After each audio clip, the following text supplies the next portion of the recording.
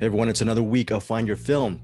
This week we have, I think this is our record. We have 4 featured movies to talk about, right? Bruce, is it a record? You're a good archivist. Is this our top as far as featured?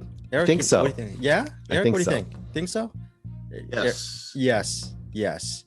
Did you just say yes because you were agreeing with Bruce Perky? I'm saying yes because I agree with both of you. Listeners, because that is I Eric do Holmes. not know.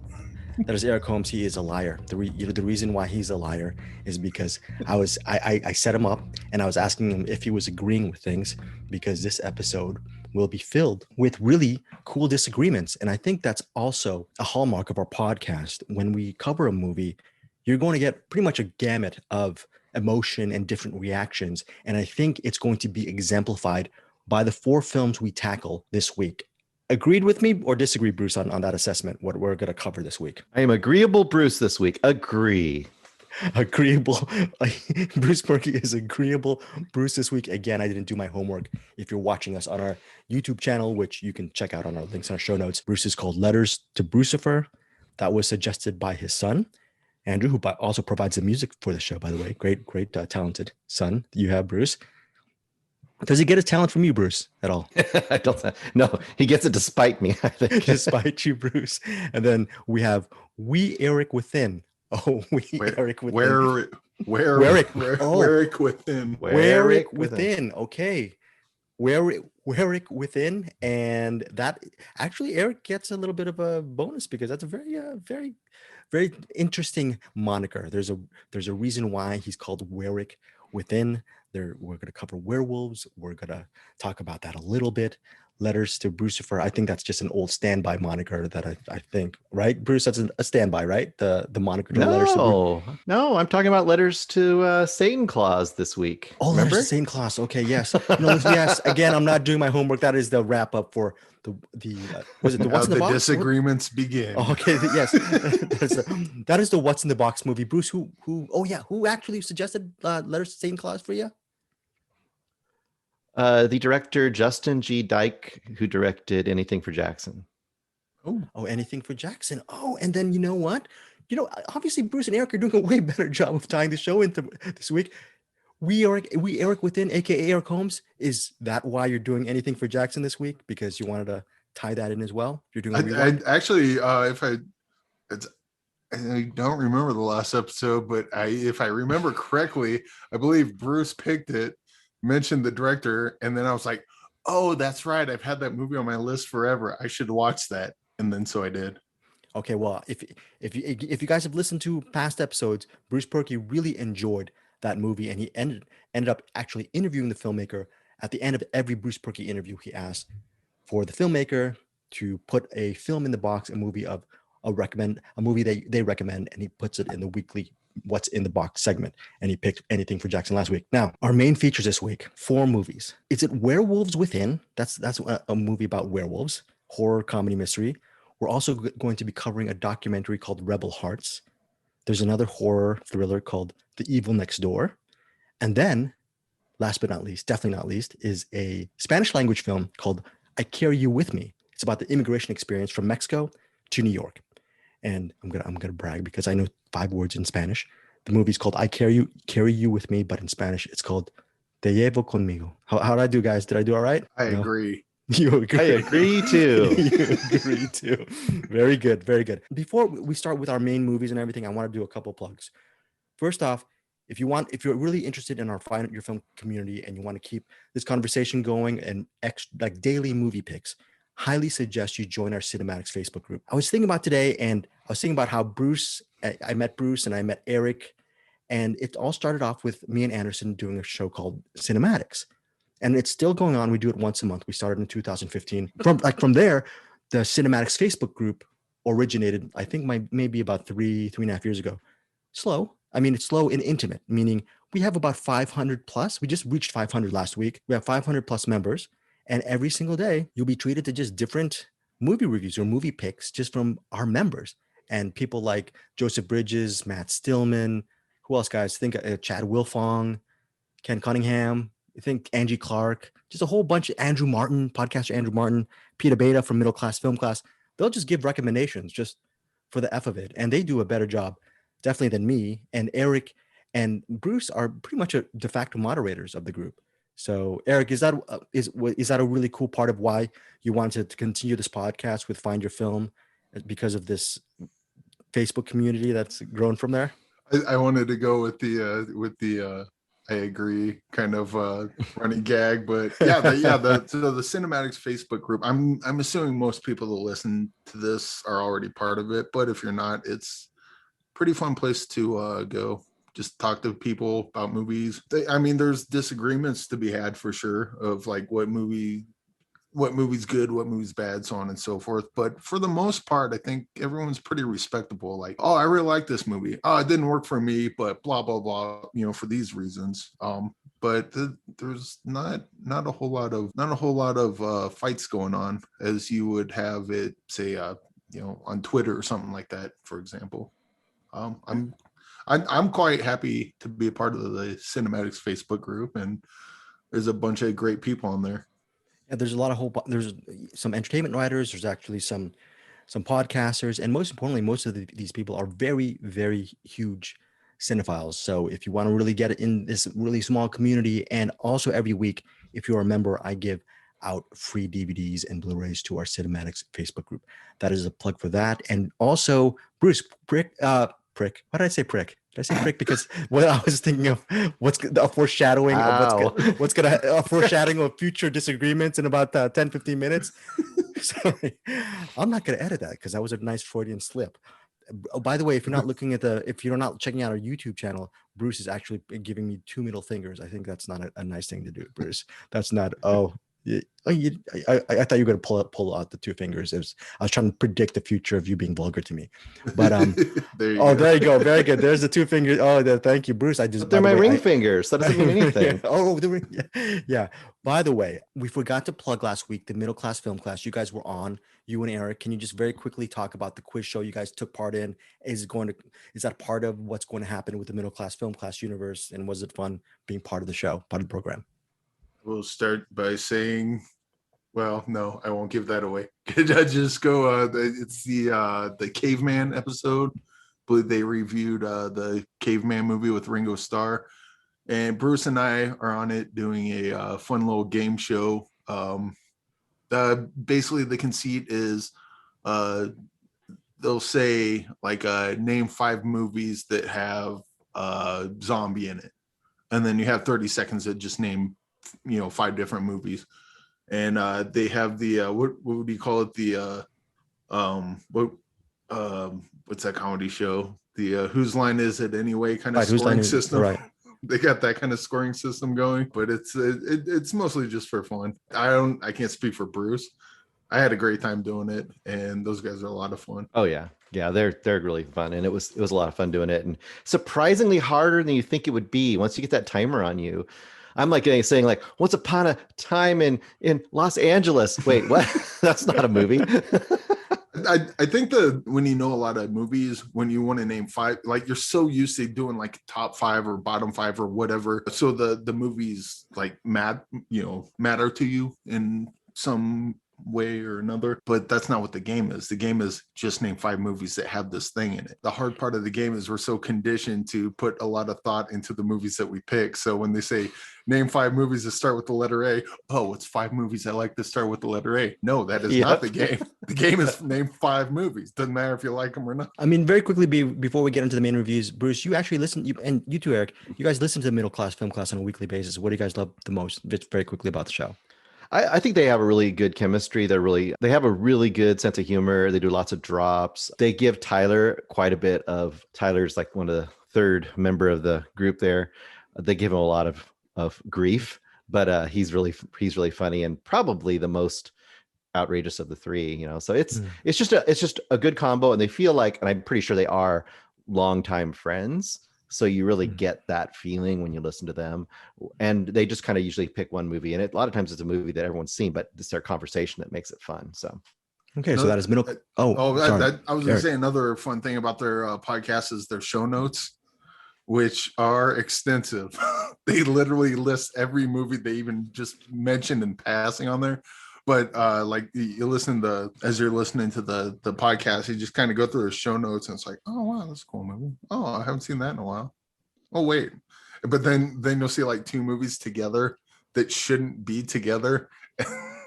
So I don't know about Bruce, but like if I'm listening to it, it's like, what the hell does RoboCop and Antichrist have to do with each other? I cannot wait to see how those two mix. Okay, well, listeners, that is Middle Class Film Class. If you want really great audio, some really interesting drops, chemistry, and extensive show notes and archives, go to Middle Class Film Class. If you are looking for something that's not thoroughly researched or insightful, with lack of chemistry, with people who are not friends, who hate each other and will disagree on everything from peanut butter to jelly, thank you for listening to Find Your Film. That's what we're here. My show notes are really horrible. I have like maybe 2 sentences on my show notes, so I got to improve on that. But first, I'm so excited. We got to get to the meat of the whole thing. We're going to start off first with a documentary.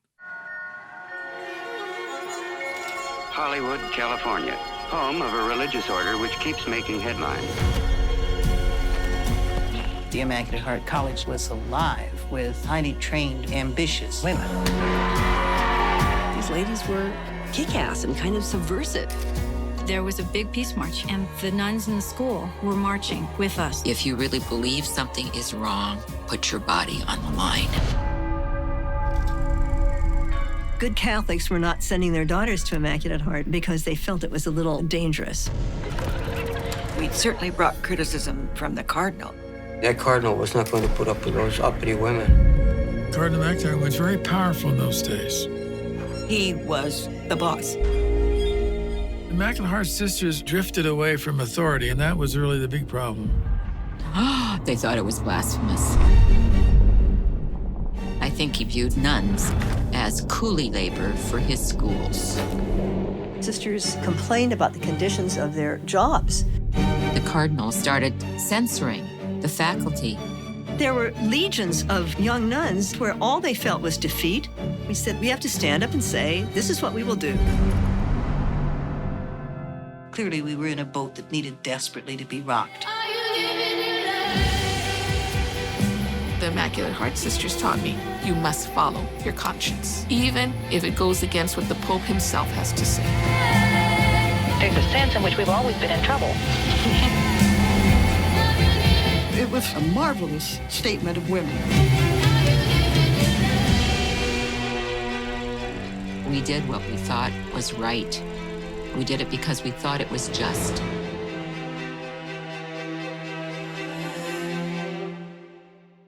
It's called Rebel Hearts.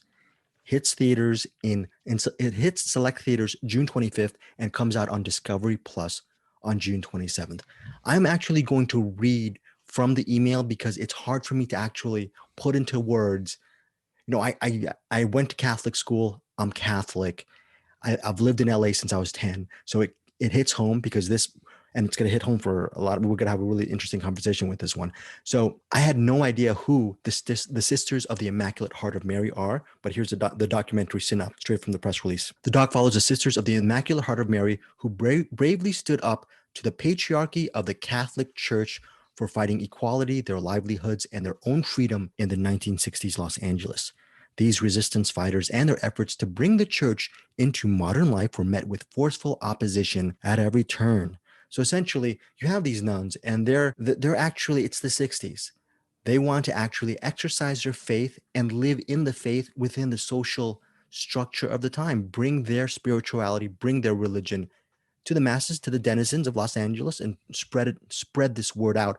Unfortunately, nuns in the Catholic Church at that time, maybe even today, possibly today, but in the 60s, they were regimented their lives were strictly regimented. They had times when they were supposed to pray. They had times when they had to be silent. They had to go to bed at 6 p.m. at night. There are some eye-opening facts that are doled out in this documentary that, as a Catholic, actually blew my mind and made me actually question just the figureheads who have been running the system. And what's cool about Rebel Hearts is it could have been a polemic or a diatribe or a hard-hitting look at that patriarchy.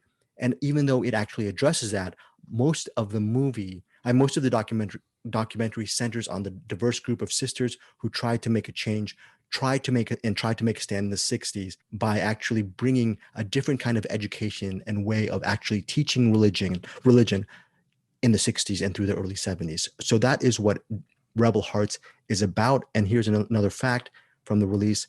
The Immaculate Heart High School in Los Angeles housed actually such students as Meghan Markle and Tyra Banks.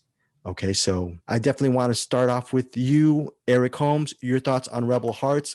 Bruce Perky had an accurate prediction that he was saying that you're going to really feel passionate about this documentary. I wanted to start off with the blast from your opinion on this documentary. First of all, I really like this documentary. It was really good. It definitely showed some of the problems with the church in general. It also showed how good of people the sisters were.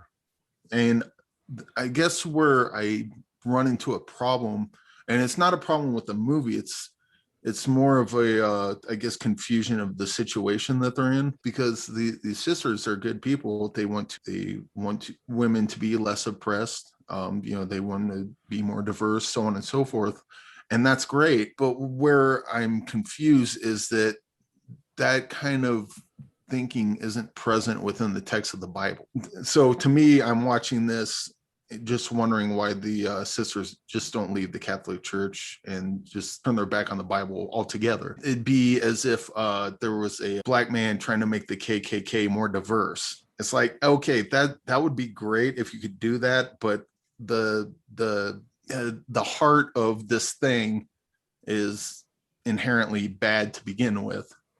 It should not be, let's try to make this bad thing more inclusive. It should be, let's reject this bad thing and then maybe do something else that's more inclusive. I think would probably be the better play. But also at the same time, that's much like with most people in religion, this is something they've been indoctrinated since they were children. As I was, myself, I was really religious growing up.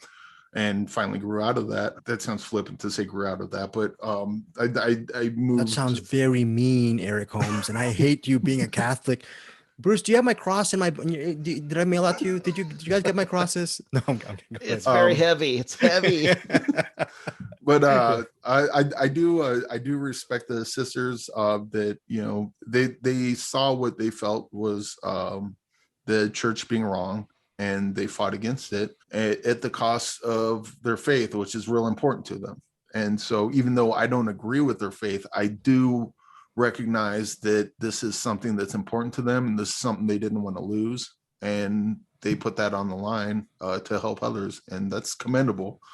I just don't think they need God to do it. That they had this all within themselves. And anytime someone does something good and attributes it towards something that's not there, I kind of want to just give them a hug and say, this was you. This was not God. This was not Jesus. This was you that did this. You're a good person. And that's kind of what I got from it. And yeah, it's a real good documentary, real great people. I wish they would have come to their conclusion in a different way, but that's my position. That is fair enough. I never have to worry about that because I don't do good works for anybody. So no, folks. I disagree. I disagree. Thank you, sir. No thanks necessary. Bruce, on a very selfish manner, one of the things I really got out of Rebel Hearts, and you pointed this out to our Facebook group, I think a week and a half ago or something, was the introduction of Corita Kent, just an amazing artist. I think that serves, I'm going to say selfishly, as a sort of a backbone to Rebel Hearts. Can you speak to that and speak to your overall thoughts on the documentary? Yeah, Corita Kent, they kind of point out how she became kind of famous above and beyond the sisterhood itself and everything, just because she became kind of a cause celeb pop artist, I guess you'd say. But she also, her art alone was kind of iconoclastic within the church as well, which was really interesting. So yes, I think she was very interesting. And her path, I'm not going to say how she proceeds by the end of this movie if you don't know her story, but it's very interesting to see what path she chooses compared to some other members of this documentary. Overall, even though I'm religiously in line with Eric, I guess I'll take another angle at it just as a documentary. First of all, it is a really good, high quality documentary, especially if you're not super familiar with this. I wasn't super familiar with it, so I got a lot of information out of it, which is good. But also you can look at it as a really interesting story of religious, like true like true religious belief, right? Like true conviction versus institutional belief. And I think that this is really interesting on talking about how institutions, and in this case, the institution of the Catholic Church, institutions aren't always working, or often aren't working within the actual morality they profess. And I think that the way this is paralleling like American society in the late 60s is very interesting, as well as just unfortunately still very pertinent considering some of the many scandals that the Catholic Church has continued to have since that era. So I think it's a very high quality, really good documentary, really interesting. As our friend Anderson would say, it goes down smooth. This is a well-made documentary, so it's really good. And I think it's also very topical. It's talking about a period in the 60s, but the tragedy, and pointing out to Eric's thoughts on this as well. The sisters, they're pretty much one of a kind. And unfortunately, 40, 50 years later, I'm sure there are a lot of sisters in the world under the Catholic Church doctrine who are still fighting for that freedom or that sense of expression. I go to mass every week pre-COVID, and sisters haven't been a big part of my parish. So I would have loved to I would have grown up. I'm almost 50 now. I would have loved to have seen that in the 80s and 90s, have them have more of a voice. And going to Catholic school on a personal basis, the only sisters I got to know were the ones who taught me algebra or geometry or English. And it says in the documentary, a lot of these sisters, nuns, they were shuffled off into so many different schools. Many of them didn't even have college educations, and they actually had to teach so many students. They really worked a rigorous workload.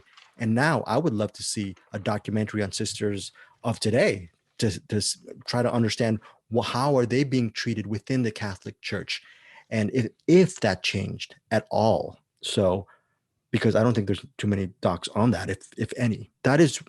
Oh, Bruce. I was going to say one last little thing to Eric's point, and maybe to kind of twist it just a little bit, would be that they made a point of talking about how when many of these nuns came into the church, that in American society, that was an escape for them, or a way for them not to have to be the normal, traditional housewife. So it was almost a way for them to find an education, to find something different where they didn't have to automatically fit into that routine. Now, sure, they were trading one routine for another routine, but I think it also does kind of go to explain some of the frustrations Eric's having with it, I think are explained by the fact that they weren't necessarily going in there only because of this like deep conviction to be part of the Catholic Church. For some of them, I think it was also somewhat of an escape from this kind of prescribed role of a woman in 40s and 50s America. So I think that's a little twist on there too. I guess another issue I had with it is like, you get the part in the Bible where it mentions like women aren't allowed to teach or even learn how to read. They have bits in the Bible about if a man lies with another man, you must stone him to death. This is the crux of the entire religion. These words don't lend themselves to diversity. And so so if I'm the church, I'm like, okay, here, women, you can do, no longer going to be second-class citizens. All right, homosexuals, we will no longer kill you. That's fine. But it doesn't. But the book still says it. Yeah. Not only, and the thing is, at least within the context of any religion, it's not just a book. This is the book, according to them, that the creator of the entire universe wrote. These are the rules and the stories that he set forth to teach us the ways of the world. And some of the teachings are like, I don't know about that. So, obviously I don't believe God wrote it, but the people that believe this, that's kind of their context going in. I think religion is kind of flawed all the way to the apex of what the whole thing's about. And I think that's where I find the frustration, because I see that as the issue, not the religion and the churches. Those are just symptoms of the cancer that is the book itself. Listeners, on our weekly movie podcast, we do not shy away from talking about religion. That is, if we're going to talk about everything, sexism, poverty, social strata, but religion, for us, it's more of like an aperitif. aperitif, it's a little appetizer. Just wait till we get to some of the, we're going to tackle immigration. We're going to tackle werewolves. Lycanthropy. Lycanthropy. We're going to talk about duplexes and maybe wannabe moms who really don't want to be moms. Yeah, we got a lot more topical stuff to cover. So let's get to it. Anyways, Rebel Hearts. Good stuff, Eric Holmes and Bruce. Rebel Hearts. It airs, it opens in select theaters on Friday, June 25th. Again, it is streaming on Discovery Plus starting June 27th. So, I forgot. Yeah, strong recommendation, solid recommendation for me. You Absolutely. guys too? Okay. Absolutely. Yes. Very cool. That is, so we are done with Rebel Hearts. You know what? This one, the next one is, we have so many meaty things to talk about. I am going to go with something that's actually, we can pretty much get over with pretty quickly. The next one is called The Evil Next Door.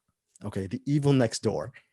Bruce Perky and Eric Holmes, they actually watched my interviews with the co-filmmakers, the two directors of The Evil Next Door. This is a movie that we're pretty much, I'm going to say it, we're pretty much split on. I ended up really enjoying this movie. Anyways, it's a Scandinavian film. It centers on a couple. I don't know.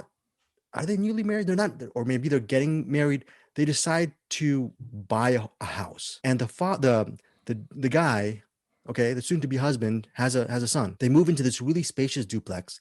Looks like a really beautiful house. Problem is, there is the evil next door. It's a big house, and you know what? When you go up to the attic, by the way, the attic looks like it can go forever.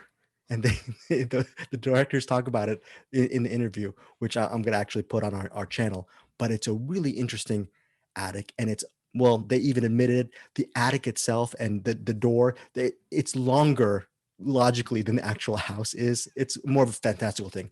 Anyways, the woman, she's really I believe her name's Sharon, and she doesn't really want to be a mom. You can tell right from the get-go. She loves her man. The son seems to be maybe I hate to say it, for her he's a little bit more of a nuisance for her. She doesn't treat him with hate or antipathy, but from the first act, maybe almost indifference. And that I found absolutely annoying and frustrating, because from the get-go, Sharon, I believe that's her name, she is the main character in the movie. She's the main character, and she's already unlikable, and she's already pissing me off because the son seems really nice and cute kid. If me being an uncle, I just want to hang out with him the whole day. She barely even talks to him. So what happens is the soon-to-be hubby, or her soulmate, he goes off on a job, leaving her and her, I guess, soon-to-be stepson alone in the house. Unfortunately, there is, quote unquote, the evil next door. What is the evil next door? Is it a child spirit? Is it a ghost? Is it a creature? Is it what lives in the attic? That is the premise of The Evil Next Door, directed by Tord Danielson and Oscar Melander. I love the pacing of the movie. The first couple acts, very slow build, and then the third act really packs a punch. And I really loved the windup of the movie. A little bit very resonant for me, and overall, it's a solid recommend for me. But let's start off with Bruce Perky. Your overall thoughts of The Evil Next Door. So, this is an okay horror movie. For me, it's an okay horror movie, but it's not my type in general, which is, this is a little more of a jump scare kind of a horror movie. And I guess my biggest problem with it is that almost everything in this movie I've seen a lot before. So it does its job just fine. If you want to go and have just a kind of a fun jump scare, something going bump in the night kind of movie, it's fine for that. But this is kind of more in the camp of things like, for me, like The Conjuring and those kind of movies, which I'm not a huge fan of either. Some of the things that, I'm not going to spoil it, but a couple of the things that just I couldn't help but kind of laugh at because they were so overused, I thought, was, first of all, they drive up to this house. It's a duplex. And one side of the house that they're buying is like all shiny and white and looking brand new. And the other side is like the Munsters house. And it's like, seriously? You saw this house and you're like, it's all good, let's go. And then dude, that's part of the style. I see that on Architectural Digest all the time. What are you talking about? I was just like, okay, well, whatever. And then there's just so many like slow walks down the hallway. Oh, here's another thing. They get the house, it's brand new, and they're like walking around, and the you talk about the attic, the door to the attic is boarded shut. I mean, it might as well say portal to hell or something there. It's like, what? What's happening? I mean, it was just all that kind of stuff. It's stuff that was very, to me, it was kind of overused. And like I said, it was fine. I would say if you are a casual horror movie fan or you like jump scare style of horror, go for it. You'll probably enjoy it. It'll be a perfectly good time. But I wouldn't go out of my way for it. I wouldn't take a long walk to get to it. So I will support Bruce's review. We completely disagree on this movie, but I am, in fairness, a casual horror fan. Bruce is an expert in that genre. I ended up really enjoying The Evil Next Door, but take these reviews for what they are. I don't know if this breaks the tie or just puts everything else in a enigmatic burrito for years to come. Eric Within. What did you think of The Evil Next Door? I just made up burrito for no reason. I'm a perfectly down the middle horror movie fan. No, I kind of I'll co-sign on Bruce as far as if you like The Conjuring, this is that kind of movie based on a true story. Title at the beginning. Anytime I see that in a movie, all of a sudden my red flags go up. Oddly enough, you brought that up in the interview, and so that kind of. That was actually a really interesting. No, Eric, I disagree with you. You actually brought it up because you, listeners, Eric Holmes actually had me ask the filmmakers the question about the truth or falsity. Yeah, but right? And then I asked the directors that question: if it's true or real, what percentage is true or real? And you're going to get that actual soundbite or video clip. Depends on how you're listening to or watching our podcast. You're going to hear the directors talking about the veracity of The Evil Next Door right now. First off, I have a question for my podcast co-host, and he wanted to know, since this movie is, quote, based on a true story, he wanted to know the ratio of what is real, what is not. I guess without giving too much away, right? Oh, the ratio. I mean, it was this was inspired by something that allegedly, I should say, happened to a family up north in Sweden a few years back, and we got their story, and no child was killed or snatched or something like that, but they had a really bad experience, and the husband in the family didn't believe this. And eventually, he also came to believe that some kind of entity was trying to get their kid. So they actually left that house and moved out. And I mean, me personally, I don't know what to believe. They were just an ordinary family, like everyone else. And they had this experience. And for me and Oscar, I think that shook us a bit because they seemed normal, and it seemed like such a scary experience to be in. And that combined with me living in a duplex, having the experience of neighbors moving out and the empty side of the house, suddenly hearing noises from the empty side of the house when no one was living there. And I mean, I never got an explanation for the steps I heard coming through the walls from the stairs on the other side. Probably was just neighbors, the new neighbors, taking measures or whatever, but they were doing that very late at night. And I was first thinking it's my own kids coming down the stairs, and then realized, no, it's someone walking on the other side. So all these things combined, I mean, okay, the ratio is 50-50. 50-50. I think we're both really rational people, and if you ask us, none of us believes in ghosts. When the walls creak, we both get just as scared. Actually, that's. And I mean, also that, I mean, the stories we heard, I mean, they seemed like normal people, ordinary everyday people, and that was. I don't believe in it, maybe, but something's. They were scared. But if I heard it, I would be insanely scared. That's exactly.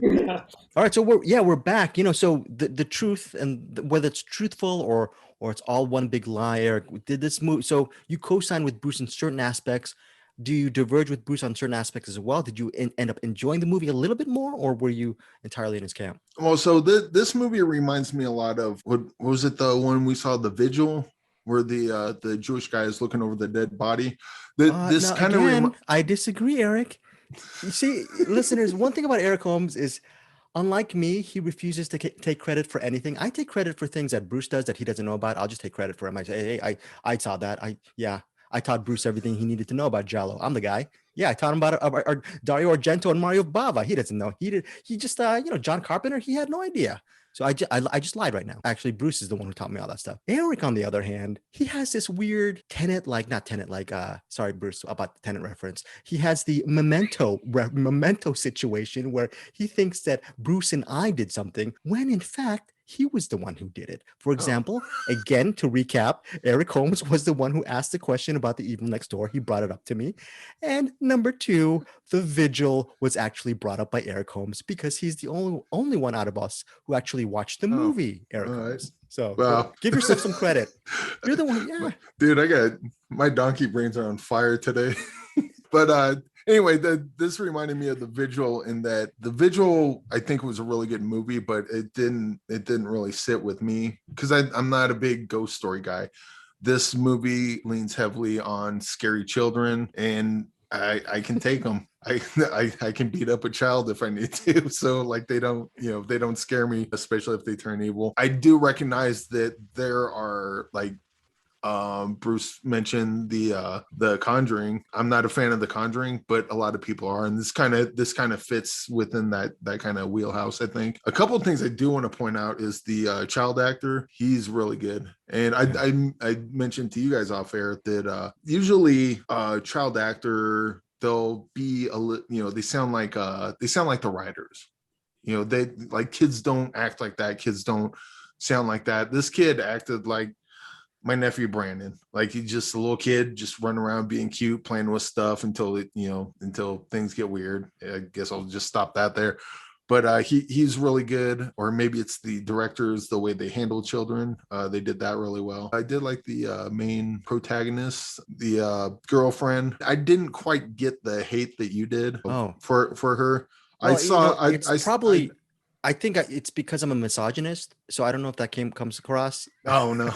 I just want to get Bruce to laugh. Sorry. I definitely felt some uneasiness with her watching the kid, but I saw that more as oh no, we don't get along. Like, he didn't like without the husband there, they don't really mesh. It's not so much that she hates him, it's just she kind of needs the husband there because he's his dad and she's not his mom. But that was still a pretty cool dynamic. There were some things that happened or almost happened at the end that I was really kind of looking forward to, that may or may not have gotten there. Spoiler, they didn't. Otherwise, I would have loved it. It's definitely a good movie. This is just not a movie I usually gravitate towards, but I think there's a lot of people that are absolutely going to disagree with me and probably Bruce and eat this one up.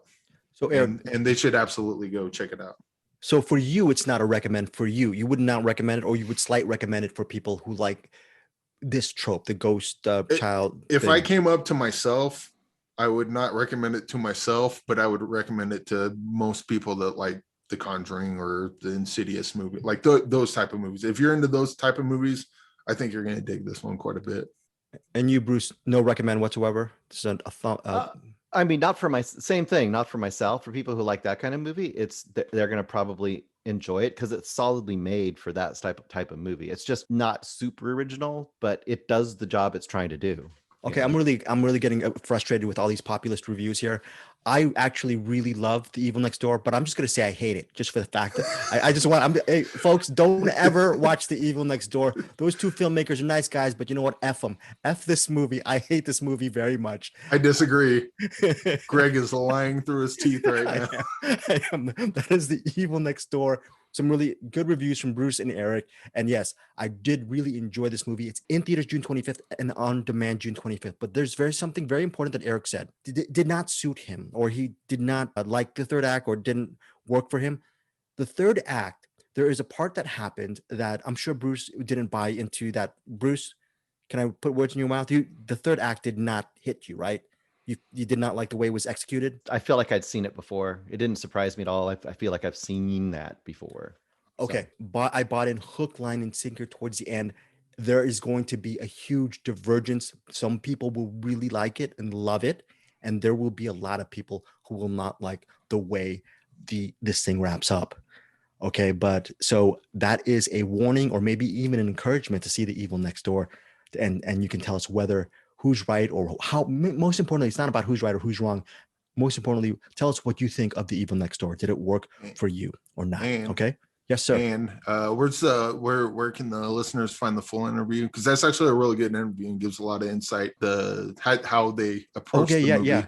Well, I mean, you know what? It's weird. I'm gonna actually put the interview on deepestdream.com, and I'll also put the video interview on our Deepest Dream YouTube channel, which houses the Find Your Film and cinematic stuff. And also, last plug, thank you, Eric, for our Patreon members for cinematics. They're gonna get the spoiler section, which you and Bruce were able to listen to. So if you're interested in this movie, you liked it enough, you can join our cinematics Patreon service, the one I do with Anderson, and I talk about the ending of The Evil Next Door. So that is it. Not really recommends from Bruce and Eric, but they have a really cool caveat. By the way, that movie Caveat, I was in the shower, and I don't know if you guys feel this way. I forgot what that movie is about because we've covered so many movies every single week. Eric, can you tell me what Caveat was about so I just remember again? It was about a movie movie censoring, and then her life kind of. No, that's called Censor, right? Oh shoot! Oh wait, no, I didn't see Caveat. Okay, you lied. You continue. Wait, were you? I did that last time too. I wrote down that on our thing. I wrote down that I saw Caveat, and before we started, I'm like, wait, no, I didn't see that. I saw. Bruce, what's Caveat about? Did I see Caveat? At life, I suck so hard at life. Wait. So Bruce is the only one who saw Caveat, right? I didn't see Caveat. Yeah, I saw Caveat. No, I don't know. No. So, I only saw Caveat. The caveat is I'm the only one who saw it. Did you see the vigil? No. Okay, sorry. I apologize, folks. That is The Evil Next Door in theaters on demand, June 25th. That is it. I am going to yield the floor to Eric Holmes. It'll be your choice to figure out what movie, which of the final two movies should we talk about next? What do you think, Eric? Your choice. Shoot. It's either Te Llevo Conmigo, which is I Carry You With Me. Let's talk about Caveat. That'd be so awesome. We just made it up, and then also, or Werewolves Within, or Te Llevo Conmigo. Let's go with the Werewolves Within, because Te Llevo Conmigo. I think that's that might get a little deeper. So let's have some fun. Or me and you can have some fun. Spoiler alert. Okay. Wait, was that a shot against Werewolves Within, Eric Holmes? Was that an opening shot? Are you saying that movie isn't deep? No. Because I think Bruce. Actually, I wouldn't think. I mean, if the idea is that we're all the werewolves within, then that's whatever. But fuck it. Let's just go into it. Werewolves Within. To me, this was a lot like compared it to Knives Out. It also has that kind of Edward Wright kind of energy to it, like the quick cuts and like really fancy camera work and all that. And I thought this movie was a lot of fun. The characters were all definitely archetypes, or some may say stereotypes, cardboard cutout paper, like one-dimensional. But I had a lot of fun with them. That's the thing. Shoot, I'm just losing the thread. That caveat thing just messed me up. I'll pick up the thread. Anyways, it centers on his forest ranger. His name is Finn, played by Sam Richardson. He's from Veep. I have never seen Veep. I'm sure that's a series that I should definitely love. He's a cast member of Veep, but he plays Finn, the forest ranger. He comes to a new town called Beaverfield. I believe that's the name of the town. Yeah, Beaverfield. He's there to make sure Mother Nature. He's overseeing the small town now, and his first introduction to the small town is a postal worker named Cecily, played by Milana Vaintrub. And immediately there is this really machine gun type banter between both of them that I, as a fan of all of these type of romantic comedies, rom-coms, quick draw, McGraw kind of exchanges back and forth, like His Girl Friday stuff, I really enjoyed the humor and the chemistry between Sam and Milana, who played Finn and Cecily. So that's actually the actual opening of the movie, where you see that kind of romantic comedy type of banter, and it's really works really well. And what's interesting is Eric talks about these characters who, from the outside looking in, they seem like one-dimensional characters, but each of these characters are in their own fashion. They're kind of like writers' characters. Each of them are clever, and they say funny things, and they do weird things. Each of these characters have a sort of they seem like a stereotype. But what happens, the big picture thing is there might be a werewolf in Beaverfield who's killing a lot of the denizens in the small town. Secondly, there's a person who wants to turn the town into pretty much an oil rig area. And there are some people in town who want it because they want to be paid off. By the way, listeners, I want to tell you something. I forgot what was that nature movie that Bruce and Eric were talking about. Remember when was it Sator? And I told Bruce and Eric that I would last 20 minutes in the forest, and then Bruce and Eric horrified me Deliverance style by saying that they could live there for weeks. If I was living in Beaverfield and an oil man came with a wad of cash, I would have him tear every single tree and every single living thing from Beaverfield. I would take all of that cash and money and then move my horrible, greedy self into another nice, peaceful town. Rinse, repeat. Okay, so I'm very corrupt. I'm very, very corrupt. But anyways, that's a whole different tangent regarding this movie. But there's an oil magnate who wants to take over the town and put it in an oil field. Some people want the cash. Other people want the pristine nature of Mother Nature, of nature to be intact. Now that there is a lot of conflicts in this movie, and what I found really interesting is amidst all of the comedy and the back and forth, and all the fun, like Eric was talking about, that and the just all, I think, wall-to-wall entertainment. It was just fun with that, like Eric saying, the Knives Out vibe. It had a little, to me, a sort of a deeper meaning, because at the end of the third act, each of these cardboard cutout characters, they're fleshed out, and you realize that this is more than a werewolf movie. This is a movie that has something to say about division, whether it be politics or culture, religion, etc. And that's, in my opinion, definitely handled within the construct of this far out type of comedy, horror, thriller kind of thing. So I absolutely highly recommend Werewolves Within. We're going to get back to you. It's directed by Josh Rubin, who previously helmed the Shudder release Scare Me. I can't wait to see Scare Me. I am high on Werewolves Within. Now, I'm going to get off my cloud because, listeners, with all the praise that I've heaped on Werewolves Within, we're going to get back to Eric, but I want a counter argument, and hopefully this will be much more, we'll round it out with Bruce's thoughts on Werewolves Within. Yeah, I didn't. The tone did not work for me in this movie. I think I had messaged you guys, and I said, I think I hate this movie. And that's pretty much how I came down on it. I didn't notice that it was the same guy did Scare Me before I watched this. Scare Me also did not work for me. They both have a similar problem to me. So you'll probably will like Scare Me. And I think most people will like this movie. I think I will be in the minority for sure. But that being said, I'll just shoot out a couple of my notes that I wrote down. If Knives Out was too subtle and complex for you, this movie's great. You'll love this movie. If you think mustache finger tattoos are really funny, perfect movie for you. If you like shrill and grating characters, wait, Bruce, awesome movie. What do you mean, Bruce? Bruce? If you like wildly mugging, screaming performances of one-note characters, yes, this movie is for you. Oh, that is an edit, Eric Holmes. If you have just been waiting for an Adam Sandler movie, but made by an insufferable hipster, this movie is made for you. Wow. You're selling this movie on me so hard, and I already watched it. Here's a perfect example. I'm going to give a small little moment in this movie that perfectly exemplified what I hated about it. Okay. There's a moment, and I'm not going to say who and when. There's a moment when a character gets shot by an arrow, and the character stops and mugs and stands there with the arrow in his chest and falls to his knees, and he looks down and he goes, ow. And I was like, yeah, fuck you, movie. Fuck you all the way. I liked the two main performances. I liked Sam Richardson and I liked Milana Weintraub. They were charming. Their characters were annoying, but they were the most rounded characters in this movie. Every other character was just useless. And I had a hard time keeping track of the story because I was so bored by it. I was just like, I don't care about this, everyone gathered in a room, who's the killer mystery. I don't care. And every comment they made was just so like, this movie was insufferable to me. I couldn't wait for it to be over. There's another moment right for the very end, and I can't tell you what it was. There was a sound effect that was used almost at the very end. If I say it, I'll tell you something about this movie. But I also had another fuck you moment. I was like, really? You put that sound effect in? Really? You thought that was funny? Let's just say there's an animal sound effect used during a fight scene at the very end. And I was just like, oh, really? That's just fucking I know what you're talking about now. That was good. Yeah, this movie was just dumb. Now, they should have leaned into that harder.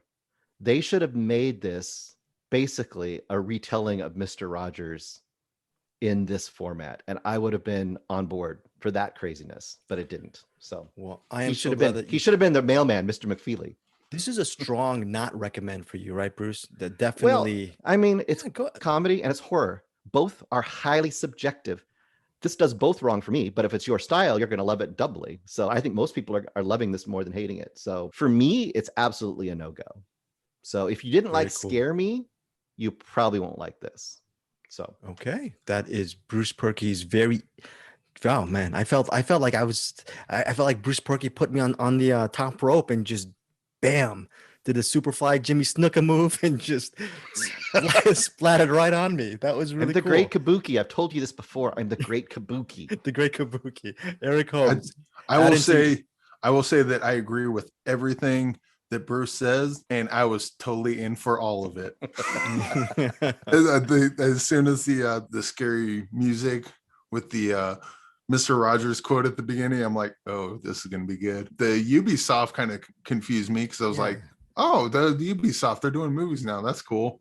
And apparently this is a video game movie. I didn't know that, but as far as I'm concerned, this is easily the greatest video game movie ever made.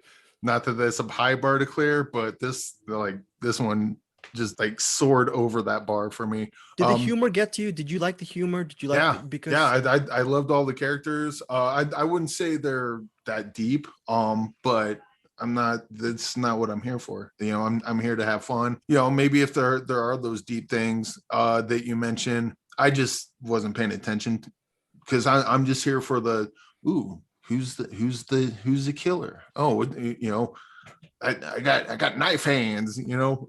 I like that guy. He's funny, you know, just all the stuff that Bruce is absolutely annoyed by this movie is the stuff I'm like, yeah, I love this. There's a part where a thing blows up and then the camera like cuts way back and you just see the like in the background, like that kind of visual humor. The two main leads, loved them, loved all the characters, pretty much loved everything about this. Greg, you gave a line. The only thing you took issue with this movie was that you only got to see it once. Yes. And I'm kind of with you on there. This is a movie.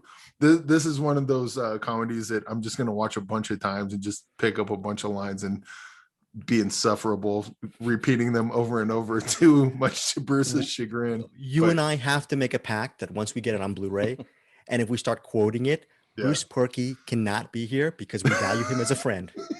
We have to do it. We can't do it at the mercy of our friendship with at that sacrifice. But yeah, I love this movie. And I just want to watch it over and over and over again for all the reasons that Bruce hated it.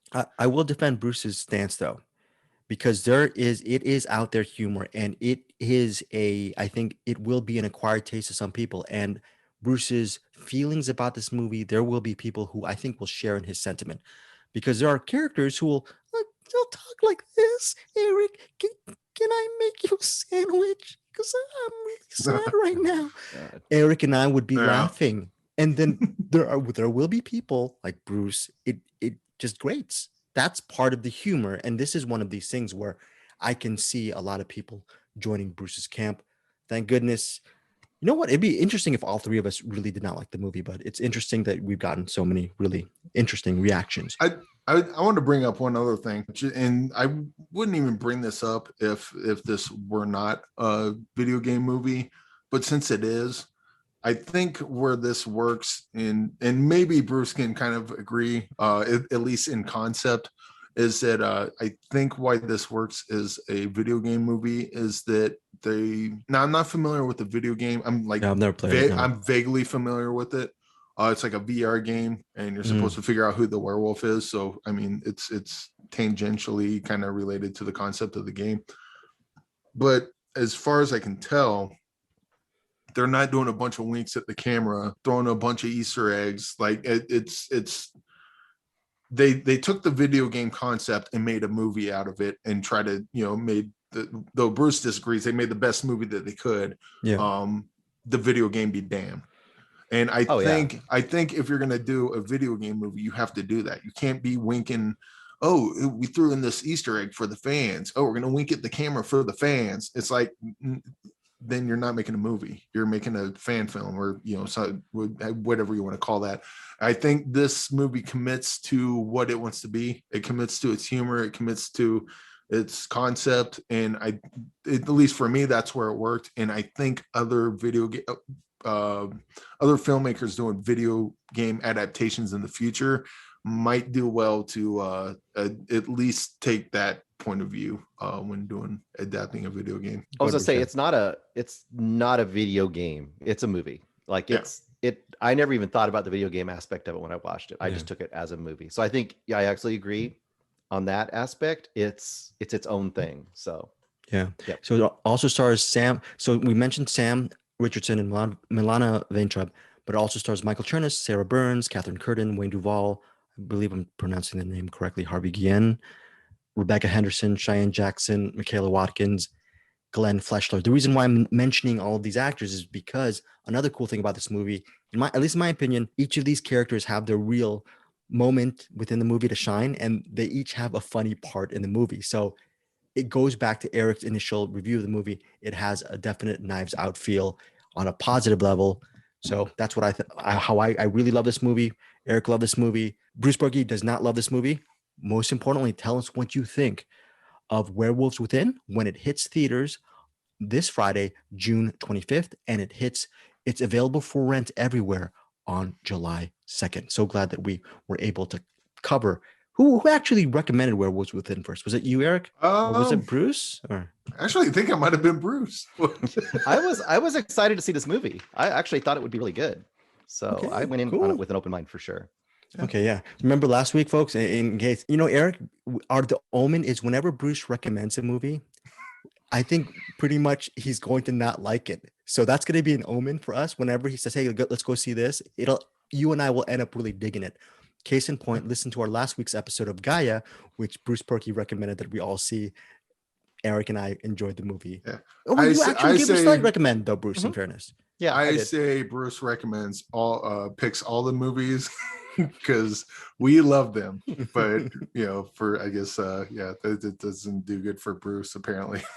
Speaking of which, there's a movie I really love this movie. Te llevo conmigo. I carry you with me. I don't even know how to really explain this. It's set in Mexico over a period of I believe 4 decades. It's written and directed by Heidi Ewing, and it's based on the friendships that she's had with these with her close friends Ivan and Gerardo, and they're lifelong soulmates. And for years, she was trying to get a documentary off the ground, just featuring them. So after years of thinking about this, she decided to make a narrative based on their lives, which we have here. I Carry You With Me. And when it follows 4 decades, this epic film, running 111 minutes, it follows us from the beginning where we meet Ivan. He's a aspiring chef in Mexico, specifically in the city of Puebla. He's not even a sous chef or at all. He's cleaning toilets, cleaning the restaurants. He's just trying to make ends meet. We meet him as a youth. He's played with quite effectiveness by Armando Espetia. He's excellent in this movie. And one night on the town with his close friend's played by this. Actually, I had no idea she was a comedian. She's this woman named Michelle Rodriguez. He goes out with his childhood friend, and he meets at a club. He meets Gerardo, played by Christian Vasquez, who's also very good in this movie. And the movie centers on Ivan and Gerardo's relationship in Mexico, and Ivan's Ivan's eventual decision to illegally immigrate to the US. And it follows his journey from Mexico to New York. Okay. One of the things that I do regret talking about this is I was so excited when Eric Holmes was going to see this, I decided to not even tell him a lot about this movie. And unfortunately, the way to actually, maybe Eric will disagree with me on this, but it's already going to be covered. You're already going to know that Gerardo and Ivan play their current selves in the movie. So this movie is half narrative. Half narrative and half documentary. So half the movie is set in memory and is cinematically shot in Mexico and Puebla, and it's beautiful to look at. But by the time we get to even present day or New York, a lot of it is shot in a different different style, because in a more documentary style. That, Eric, that I'm sure that you know, that was a little surprise I wanted to throw to you, because you were actually able to enjoy it with pretty much blind eyes going in. So, but I mean, for us to actually talk about this movie, I think it's really cool that we were able to unwrap that. And, you know, in my opinion, overall, it's not going to detract from your enjoyment of this movie, but it's nice to actually have that surprise. It's a catch-22 for me. This is one of my favorite films of the year. The third act for me was very resonant. Acting is great all around. The heart of the movie deals with memory, about Yvonne and Gerardo's relationship. That is the heart and soul of the movie. But I think it's also great that the real people were able to play them in present day. It's a beautiful film from director and co-writer Heidi Ewing, in theaters in Los Angeles and New York, June 25th. You're going to be hearing more about this movie as the weeks and months progress. Eric, your thoughts on I Carry You With Me? Well, how do we do this? Because I got questions now after hearing you talk, and because I'm lots of things go right over my head quite easily. And I will say this movie's really, really, really good, and you should watch it. And I kind of think that I should just not say anything else until maybe towards the end of the episode, if that's okay. Okay. All right. Fair. Okay. But yeah, the movie's very harrowing, very sweet at times, very angering at other times, and it just takes your emotions and just wrings the living shit out of them. Yeah, check it out, and I'll talk more probably spoiler-ish kind of stuff later on. Oh, spoiler-ish. Wow. Okay. You're gonna spoil. Okay, cool. I'll, you know, and should we give a caveat? I'm sorry about caveat, because I think actually the only person in this episode or future episodes who can actually mention the word caveat are the people who actually see the movie. We will never use a caveat in a sentence anymore after this episode. So use caveat all you want before you and I get to see caveat. Yeah. Oh, and also, Greg, to your point, just watch this movie. And Bruce is going to say his piece, and then just go watch it and maybe come back and listen to us talk about it, because this movie works best going in as cold as possible. Okay. Fair. That's fair enough. Maybe I should even, maybe even listeners, if you're listening, I'm thinking in my head, I'm Bruce, do you think I should actually make a disclaimer and say, like, hey, before we do the review, maybe you should go in blind just watching this movie? The less you know, the better, Bruce, with I Carry You With Me? What do you think? Yeah, you could always do that. Or we could, if he does a little spoiler thing, you just say at this point, he's going to give us, you could drop us in at this point, give a spoiler, fast forward to this mark, if you already know it in the edit. Yeah. Well, I'm so glad that Eric, I can't wait to hear your final comments towards the end of the show.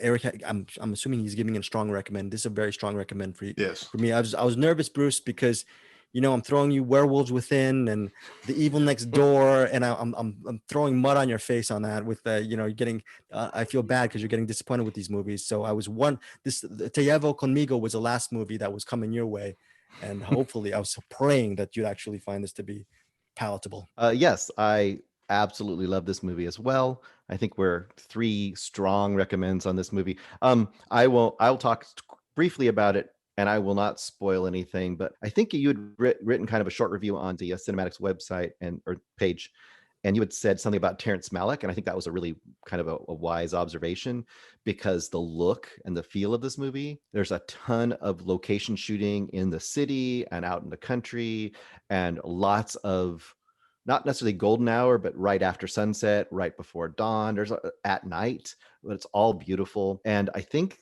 even if there's stuff about immigration and stuff about coming to America and stuff about surviving in America and all this kind of thing, that's all interesting.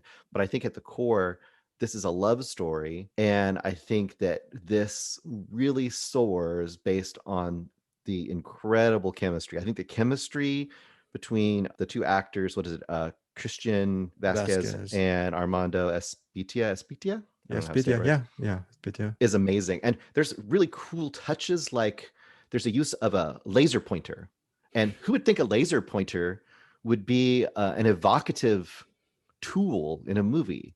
And it is. And last but not least, there's some really cool stuff that the director, Heidi Ewing, does with playing with the time shifts, where the main, I guess you would probably agree that like the core of the story is this 90s period, kind of the 90s sort of between these 2 people. Right. But there are several flashbacks to when each of them is a kid that are key into understanding kind of where they are at and what they have gone through.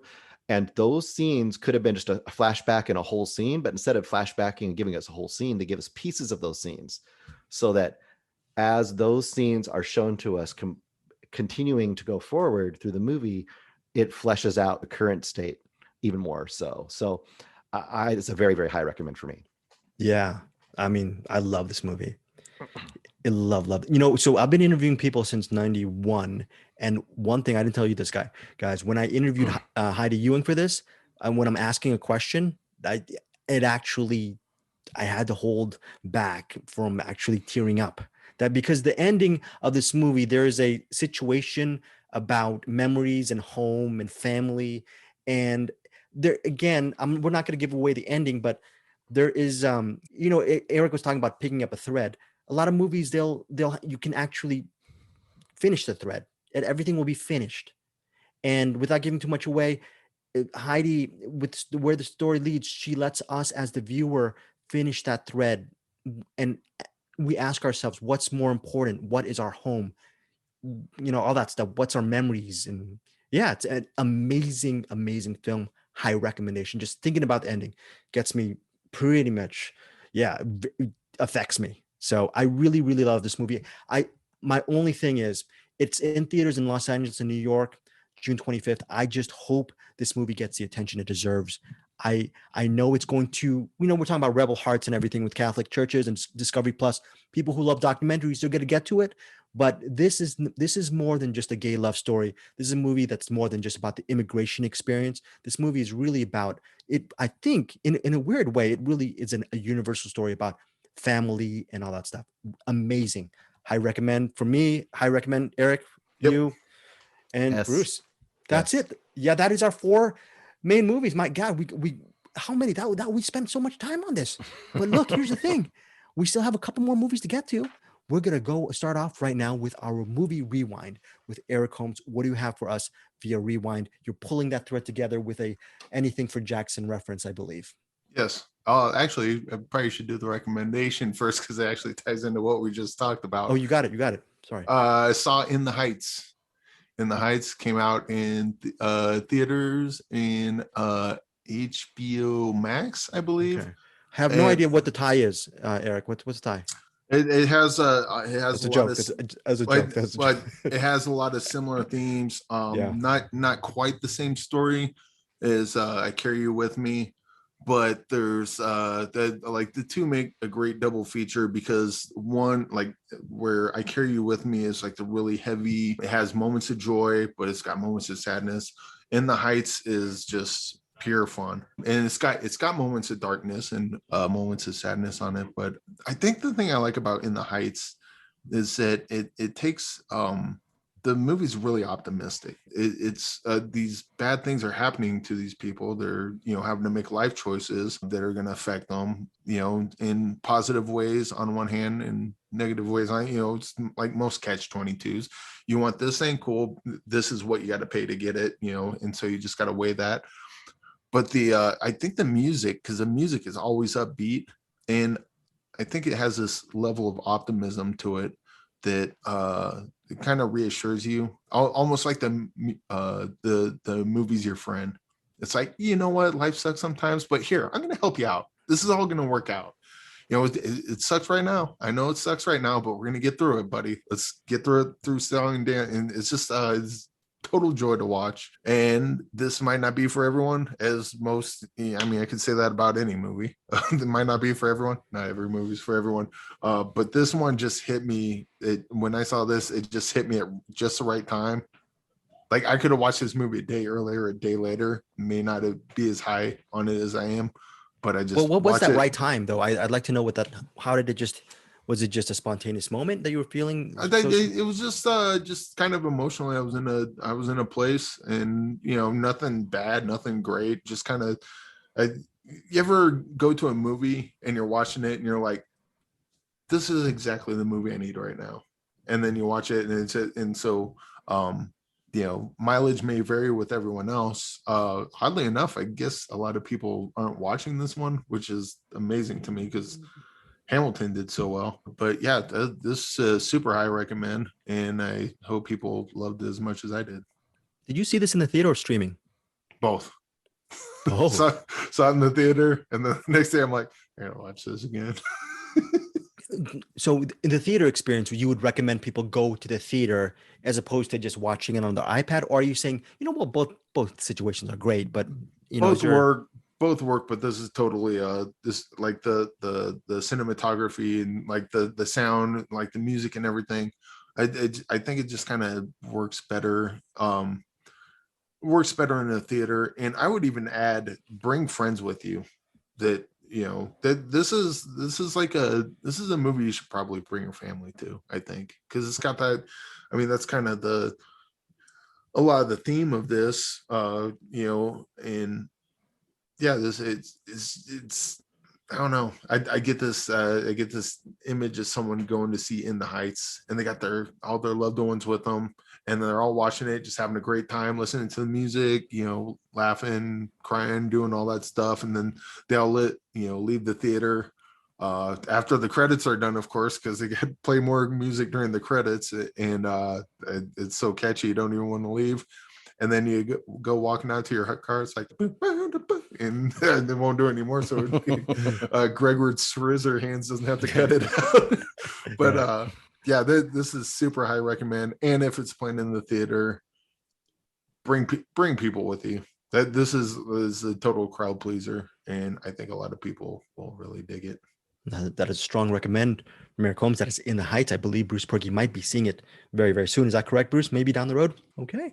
Yeah, my son and I have been wanting to see it for a few days here. We just haven't got quite the time to do it yet, but we're planning on seeing it together. So, and before Bruce, we get to your recommendation, Eric Holmes, for your movie rewind, would you also recommend anything for Jackson, a movie that Bruce Purkey has championed for quite a while? Yes. So anything for Jackson, that one is a lot like The Evil Next Door, but it's like the good version of it. Like all the stuff that The Evil Next Door has, it like the scary kid and the based on true, like the stuff of Evil Next Door that I didn't really care for. Anything for Jackson did the different version of that.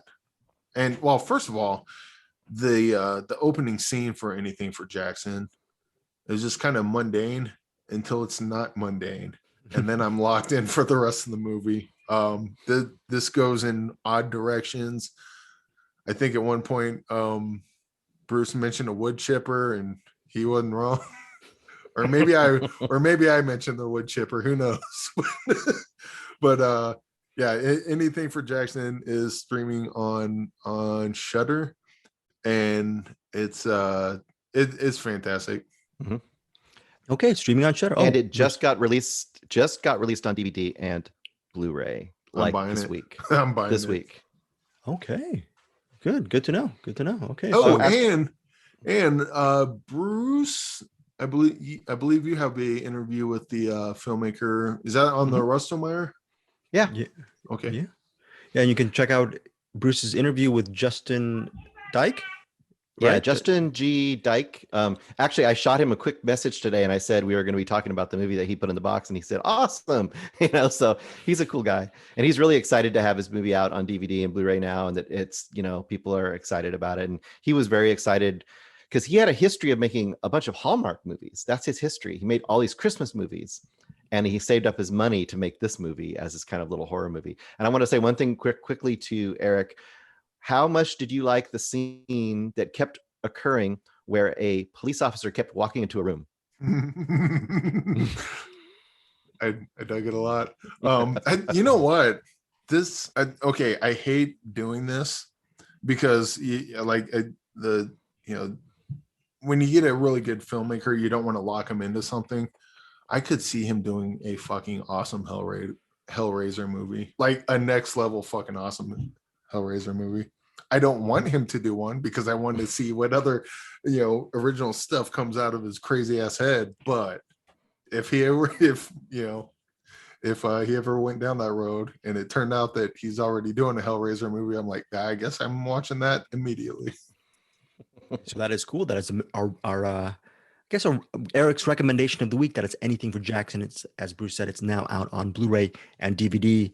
And all you Shudder fanatics, it's already streaming on the service. So you definitely get on that. Bruce Berkey, before we get to what's in the box, you have your own recommendation this week.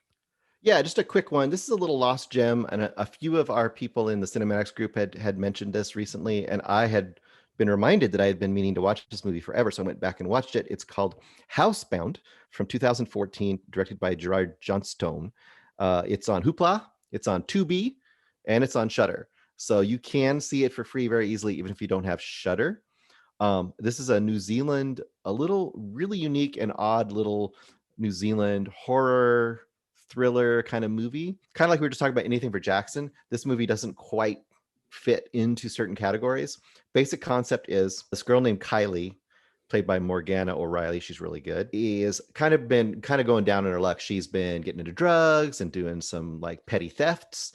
So as her sentence, she is put under house arrest with her parents, which, as you can imagine, if you're a sullen, drug using, kind of angry, young 20-something-year-old woman, that is probably almost worse than prison because you're stuck with your parents in their house, which is what her situation is. Her mom is Miriam, who's Rina Tawaita.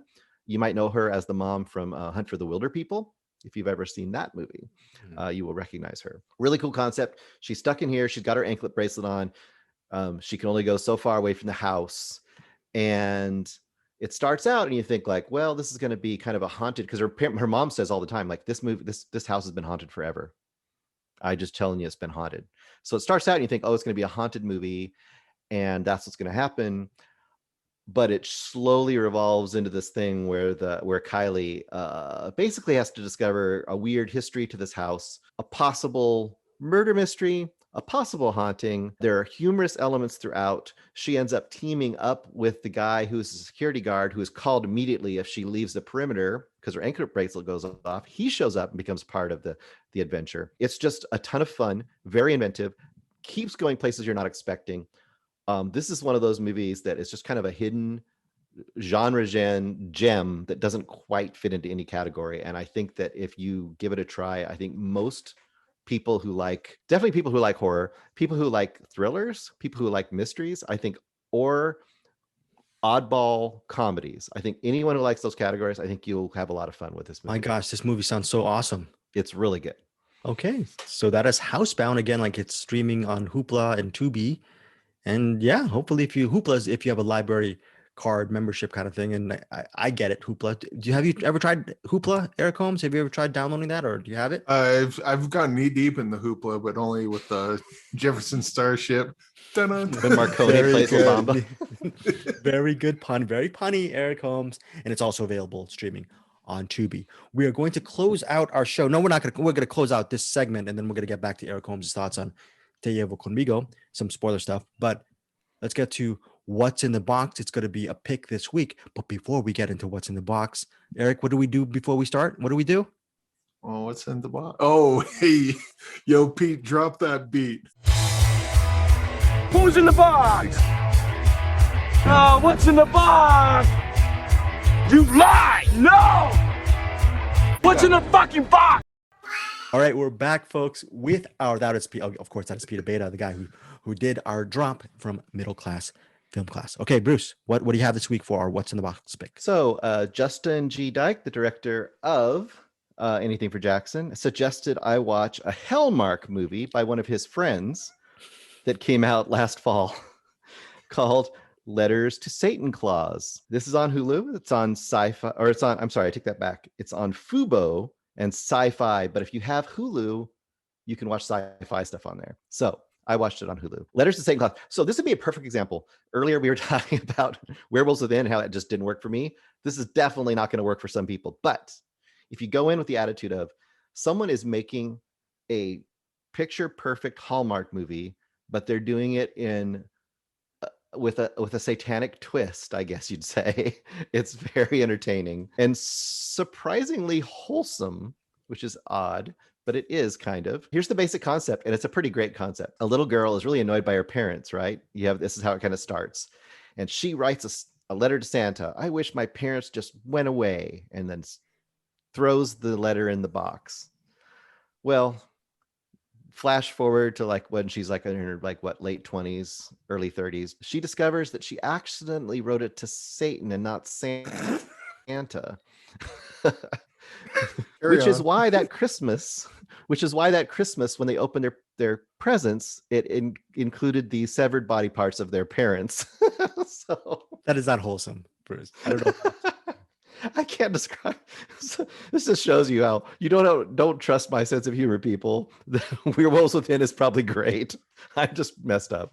So anyway, the future version, the main movie is her as a reporter. She's trying to become an anchor. She's not doing very well.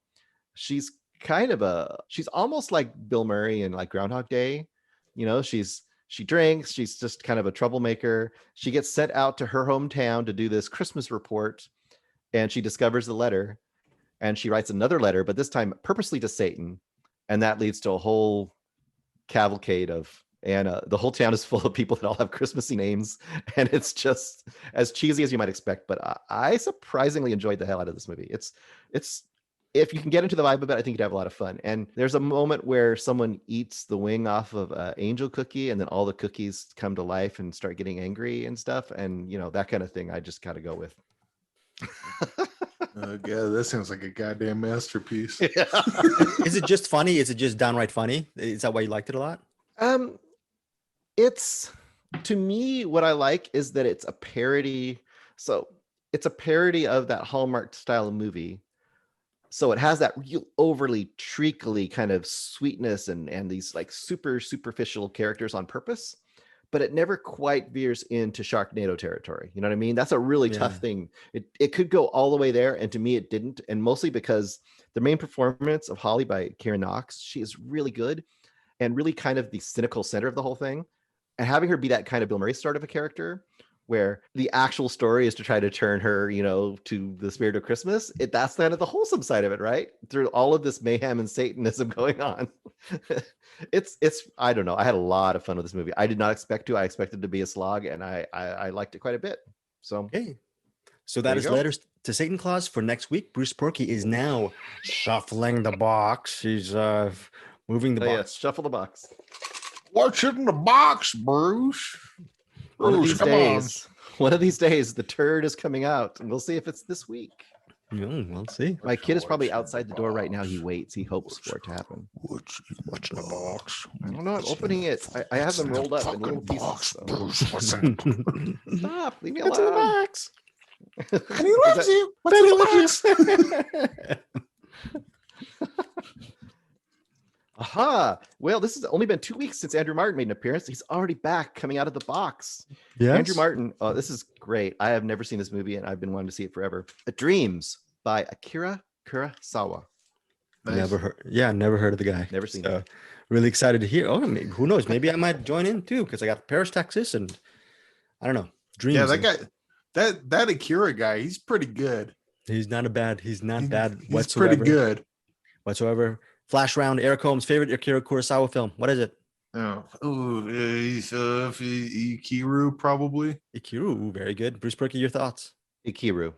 I should say Ikiru as well, but my favorite is this movie called Redbeard, followed closely by Ikiru. Both movies, both Redbeard and Ikiru, if you want movies that'll make you tear up, Ikiru. And by the way, did you guys almost tear up at Ikiru towards the end? Did you almost tear up with that? I almost made me tear up. I mean, can I change my answer? Yeah. Seven Samurai? What? No. Last Man Standing. Oh, right. Okay. Leave it to Eric Holmes to bring Walter Hill into an Akira Kurosawa. Walter Hill. You saw my post this week, right?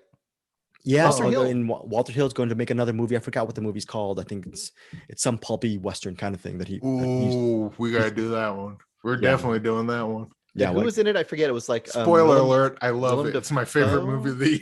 I think like Willem Dafoe and I think Michael Fassbender, maybe. I think something like that. Something really good. But I know definitely Willem Dafoe's in it. And then yes, exactly, Eric. Yeah, I'm loving it too. So yeah, that is. I don't even need to watch it. That movie's awesome. Oh yeah, Walter Hill is back. And by the way, I still haven't seen it, but Streets of Fire currently streaming on Netflix. You must be so happy about that, Eric Holmes. That's pretty good.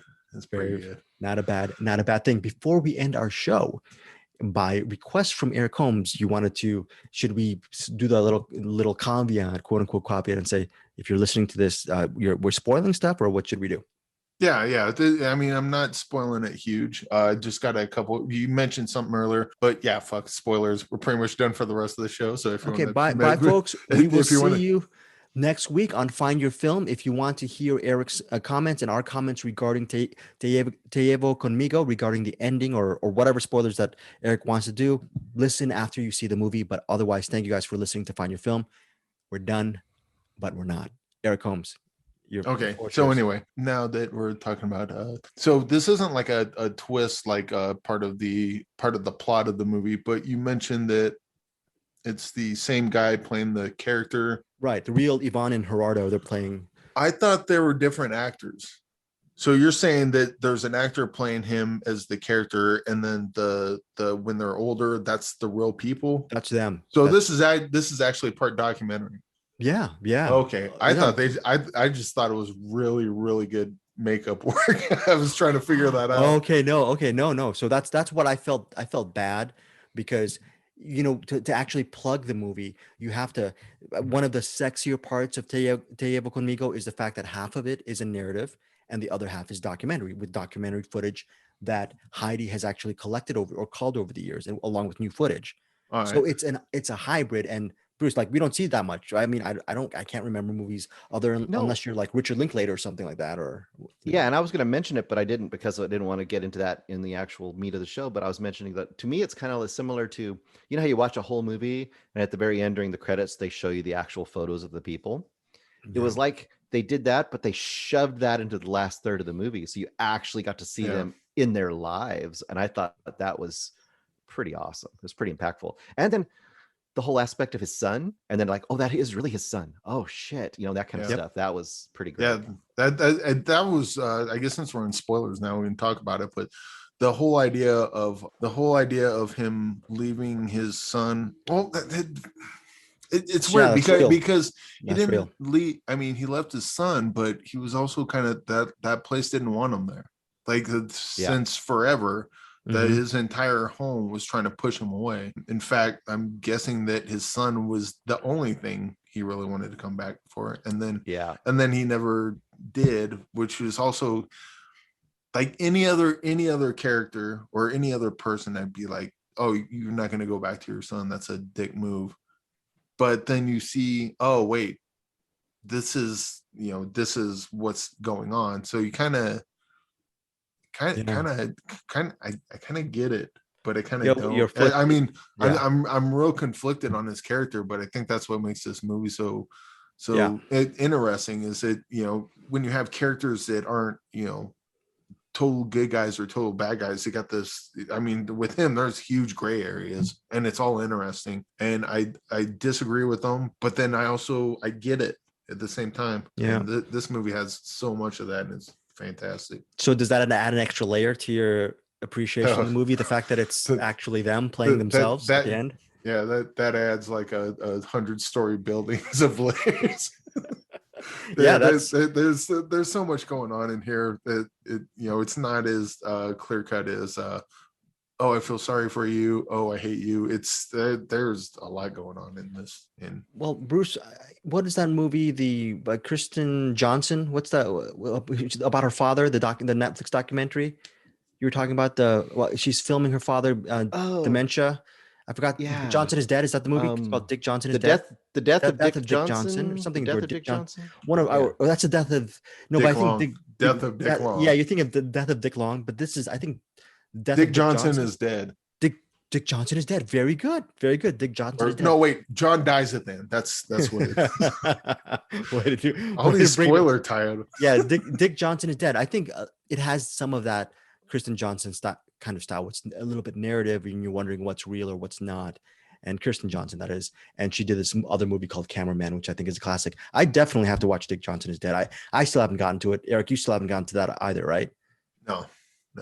Again, it's strong recommend for you, right, Bruce? I know how it ends. I don't need to see it. I know how it ends.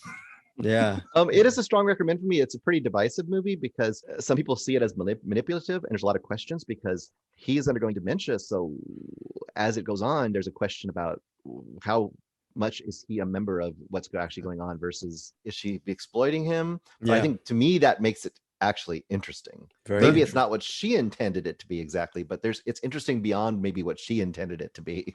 So Well, it's his daughter that's making the movie though, right? Yep. I think that kind of falls into the Seder thing though, where it's the family, so you kind of like if it's an outsider doing it, you kind of feel a way about it. But since it's family, it's almost like I guess I just kind of you should watch assume the best. You should watch it because it starts out one way, but as it progresses, you start to see him and you start to wonder if he's still on board and how much he's aware if he's still on board. And so he's on board at the beginning. That's where it gets iffy. Yeah, with dementia. Yeah. Yeah, right. we'll see. Yeah. All right. Yeah, I'll check that out. I probably should have anyway. Okay, guys, that is it for this. I guess this is a second goodbye, but the good thing about it is we didn't spoil too much. There's still a lot to unpack with Te Llevo Conmigo or I Carry You With Me. Until then, Eric, you want to say something before we go? All right, I got one more recommendation, and no, just kidding. And as always, a bit late for that. As always, it's so late, it's early. Bruce Berkey, you're as always lead us off with the final thought for the show. All I have to say, as an enigmatic burrito, I saw that. It's very hard for me to decide how to go with these things. So I will just say, just go with I carry me with you. I carry you with me. I carry you with me. I carry you with me. Very good. We could have just said Benny loves you, but that. Benny loves you. Benny loves you. All right, guys, we'll see you next week.